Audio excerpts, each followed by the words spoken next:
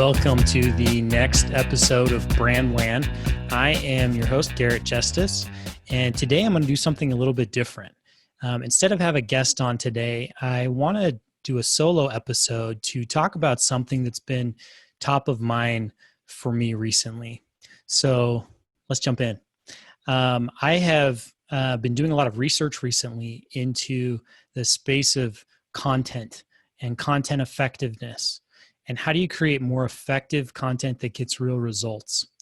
And so I want to share to start off, I want to share some stats that I've found that I think are really interesting, that just kind of highlight this idea that it's getting harder and harder to break through the noise of all of the content that's out there.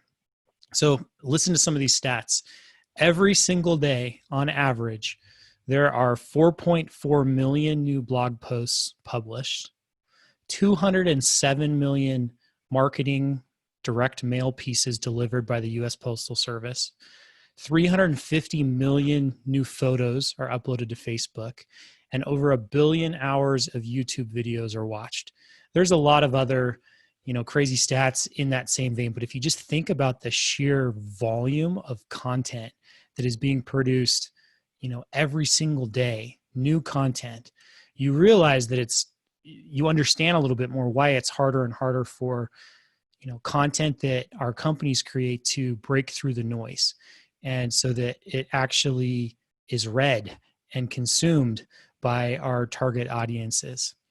And the truth is, when you go a little bit deeper, you realize that most content really isn't meeting customer expectations. So a Forrester study that I found from about a year or two ago said that 60% of buyers believe that content that vendors provide is useless, completely useless. Not that it adds a little bit of value, but it's useless. 60% of our audiences out there believe that what we're creating is useless. That hurts, hearing that as a marketer. And sometimes the content that we create is not just useless, but it even damages and hurts our brands and is just outright embarrassing. So there's kind of a funny story that I want to share to illustrate this. I don't know how many know about, I'm a big basketball fan, love watching the NBA. And this story that came out a couple years ago about how Nike lost Steph Curry, one of the top basketball players, as a sponsor. They lost him to Under Armour. And the way that went about was really interesting. So a few years ago, when Steph Curry, he's one of the top players in the NBA. He was hurt this last season, but a few seasons before, he was back-to-back best player in the NBA, MVP. And when he first joined the NBA, he signed a deal with Nike, and they were his main sponsor.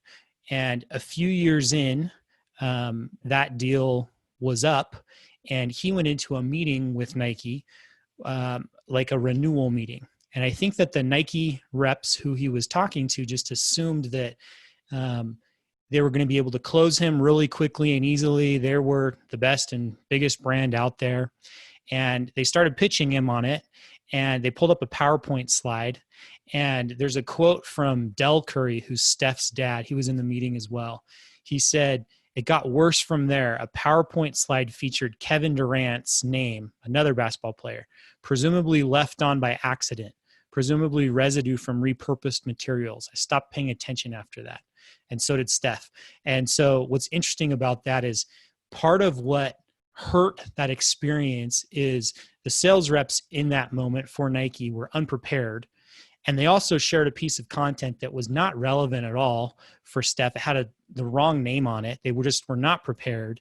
And that ended up hurting his perception of them and their brand. Shortly after that meeting, he went and signed a massive deal with Under Armour, and he'll probably be with them for life now as their main sponsor. And Nike ended up losing one of the top NBA players, partially due to the ineffective content that they created. So I find that story interesting, and it kind of highlights this idea that, man, there's so much content out there. It's hard to break through the noise, and most is just not meeting the expectations of our customers.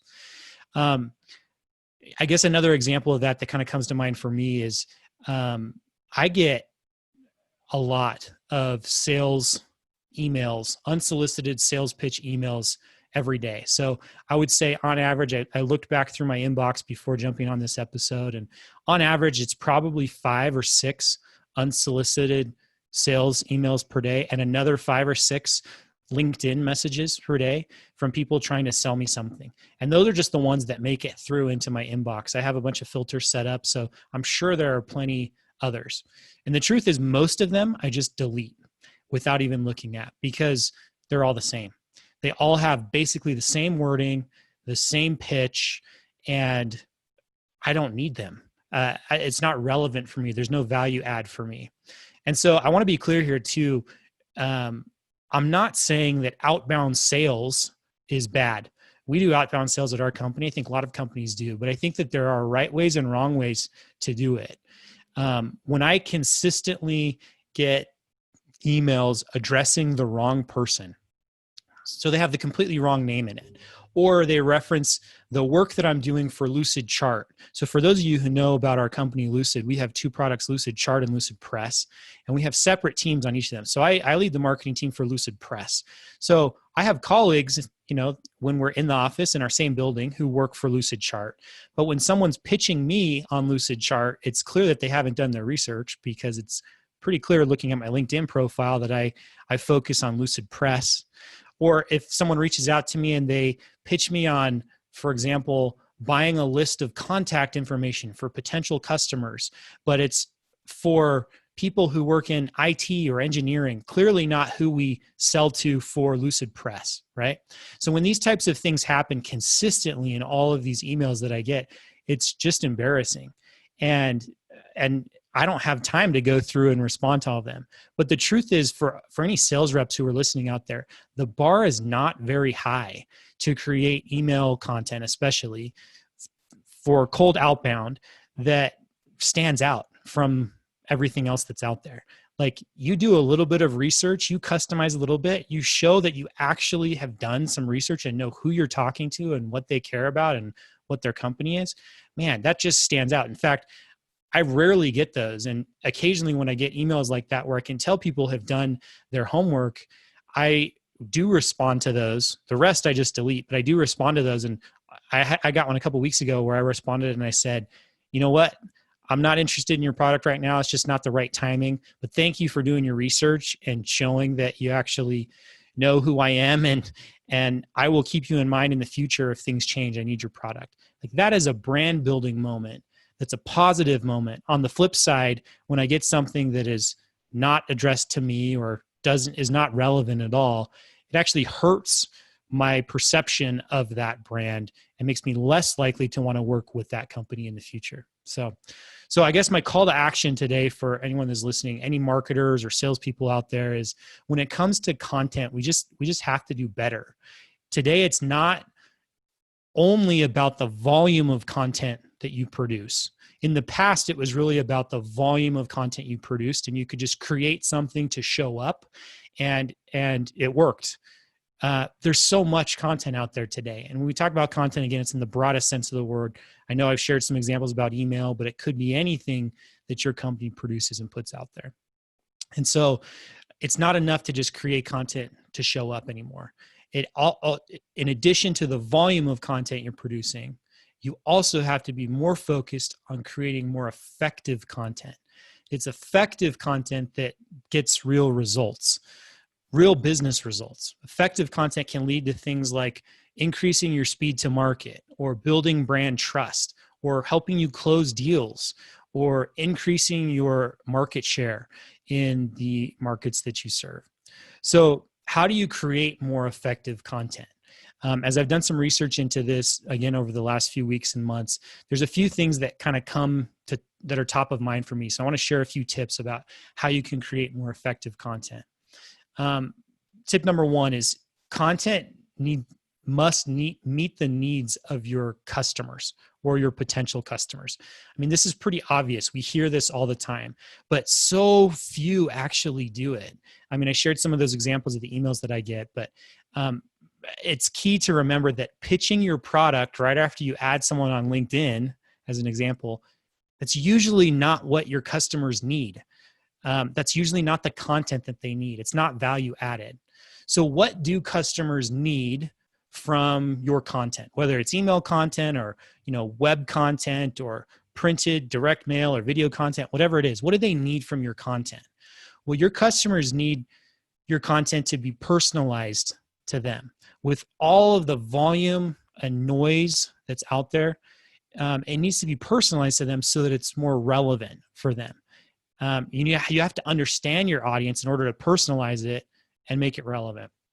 It also needs to be timely, right? So if they're in the market for something, and there's lots of tools out there that can help you understand intent or give you an idea of it, then you send them the right message at the right time. And then lastly, it needs to be useful. Again, value added. For marketing content, that usually means that it needs to be educational or entertaining for them. So again, just pitching your product is not useful for most people, just cold. It's not value added. All right, so that's tip number one. Make sure that it meets the needs of your customers. Tip number two is make sure that content meets the needs of your team, your internal team at your company. So let's take the example of a frontline salesperson who is working with a prospect, someone who's a potential customer, and they have a need for a piece of content at a moment in time when working with them, to help that potential customer do something, right? Or teach them something or add value. So that frontline salesperson, what do they need from your content in that moment? Well, first, they need it to be easy to find that right piece of content that kind of helps them accomplish their goal. So easy to find. They need it to be quick to customize, personalize that content with the unique insights that they have on that particular customer or potential customer. I think this is one of the things that we often overlook. We think as marketers that we have all of the insight and we create content out there that everyone should be using. And the truth is that the best way to personalize content is empower people who are working with an individual customer to personalize it for them in the moment with those unique insights that they have. And then lastly, that salesperson also needs that content to easily be shareable without, often I think that we share things with some heartburn or some apprehension, like, man, this doesn't look good, or this doesn't quite meet the needs that this person has, right? And so it needs to be easy to share without that apprehension. And so that's tip number two, is it needs to meet the needs of your team, like a salesperson, or there's plenty of other examples, but usually the needs are similar. And the last tip is content needs to meet the needs of your brand. And so especially as you're building a strong brand, it's important that all the content that your company puts out there is consistent. It's on brand. It's well designed. It looks good. We've done a lot of research, and I've shared some of this in the past, on the real impact of good design and building a strong, consistent brand. And so, of course, we know this as marketers. You need that from your content. Your brand also, when we talk about brand in the broader sense of the term, of like a brand, your brand team or in central creative or marketing team, you need your content to be easier to produce for your creative team. There is so much time wasted on menial production tasks from creative teams, where it's just they get a request from someone to tweak a poster or a flyer or a presentation, and they have to go in and just tweak or change colors or whatever it is. And man, there is just so much more. There's such a better use of time for people who have strong design skills, people who have strong branding skills, to focus on building the brand instead of policing it and cranking out really great content that meets the needs, rather than just tweaking dates and colors and things like that. And then lastly, your brand needs your content to be adopted and used across the whole organization or the whole company. And I think that this is often forgotten as well, because when content is used and adopted across the whole company, you get deeper insights into which types of content is most effective, what you should create more of, what you should create less of, or what you should change. And those insights are crucial in creating more effective content. It's not about just producing something to show up and put it out there. It's not about the act of checking the box of producing it. It's about, did what we produced produce real results, right? Did the content that we create lead to real business results? And if you don't have that insight because it's not being used and adopted across the whole company, then your content is going to be less effective. So again, I guess just the takeaway here is that in order to create more effective content, we got to work together better than we have across our entire organizations. The siloed efforts of the past no longer work, where it's just the marketing team creating something and pushing it out there, or it's just the sales team creating something and pushing it out there. We all have to work together to leverage the expertise of your entire team. And by doing that, you can create better content that better meets the needs of your customers. And as you do that, that more effective content leads to real business results, like I talked about earlier, whether it's speed to market or building your brand trust or closing deals or increasing market share. So that's the thought. That's what's been top of mind for me today. So again, that call to action for all of you out there is find a way that you can create more effective content at your organization. We got to raise the bar. It's not about the volume of content, not just about the volume of content. That is important, but it's also about creating more effective content that meets the needs of customers, your team, your brand.